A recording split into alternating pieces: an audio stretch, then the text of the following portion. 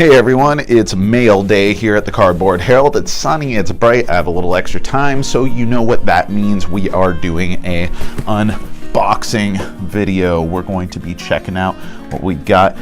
So, handy dandy knife here, and haha, just as expected, we have Manaforge by Brian Klein is the designer over at Mystic Tiger Games. This is a very cool sounding game based off of the theme. I have not played it, but I am going to be reviewing it. Let's dive in.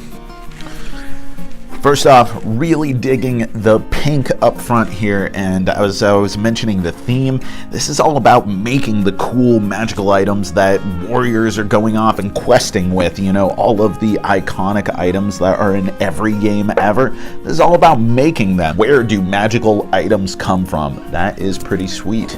So, we are, alright, we got some stuff.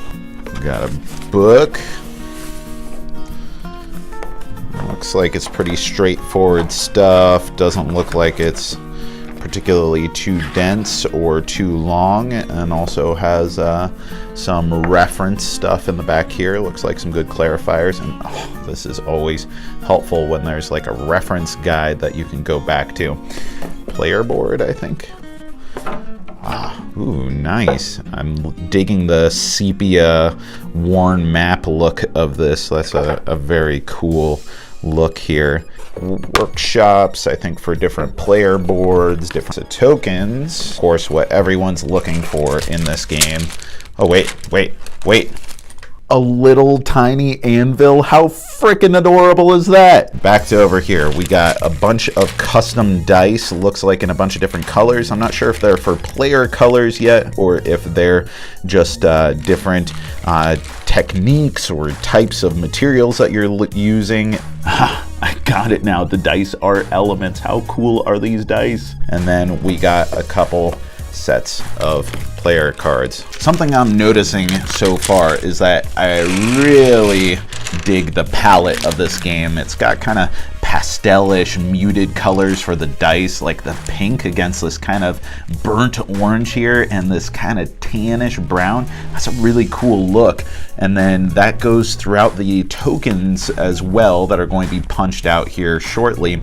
The actual player colors are kind of your traditional primaries and secondaries, but even the artwork has kind of a cool off-color look to it. The pinks and purples are very neat and something that I'm really attracted to when it comes up in games. The artwork is really top-notch in this game. Again, that pink and purple look throughout the game is awesome.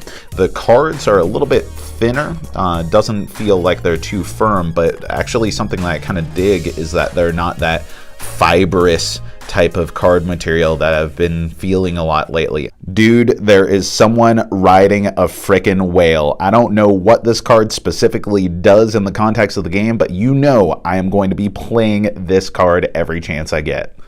So it looks like throughout the cards you have a couple different types. You have the reference cards, which I mentioned earlier. You have these cards which just have different symbols of tiles. Maybe they're orders you're fulfilling or something. Then you have talent cards, which are really interesting here. They are laid out in landscape form, and they have different characters on them. Like this is the Earth Crafter, has an ability, and then it's tied to one of the specific dice, and then there's Firecrafter, again tied to specific dice. All kinds of different abilities here. Geomancer tied to earth dice, so it looks like the dice are each representative of different elements that you're imbuing into the enchanted objects themselves. And these are probably either some sort of asymmetric power that you start the game with, or are like talented individuals that you hire into your forge in order to make these items. Either way, that sounds really cool to kind of develop and cultivate your power. So that's another set of cards there. Then finally, there are these three other stacks of cards that all look like they're fairly similar in that they're abilities of all types, but the hook, from what I can tell, is that they are all separated into dawn, noon, dusk. So I don't know if those are 3 different phases of the game or if those are just different types of cards you can use. Either way, that's really exciting and intriguing. So what I can tell you is that based off of all the stuff that I've seen, Manaforge looks like it's going to be a really exciting game. I know that at least these are hitting on a lot of my favorite elements. I love kind of subversions of classic fantasy, kind of doing different things. We're extrapolating on what does that world actually look like who are the people who are making these items. And then it also has this cool color palette that I really dig. The cards themselves from the talent kind of teasing asymmetric powers to all of the different dawn, noon, and dusk cards.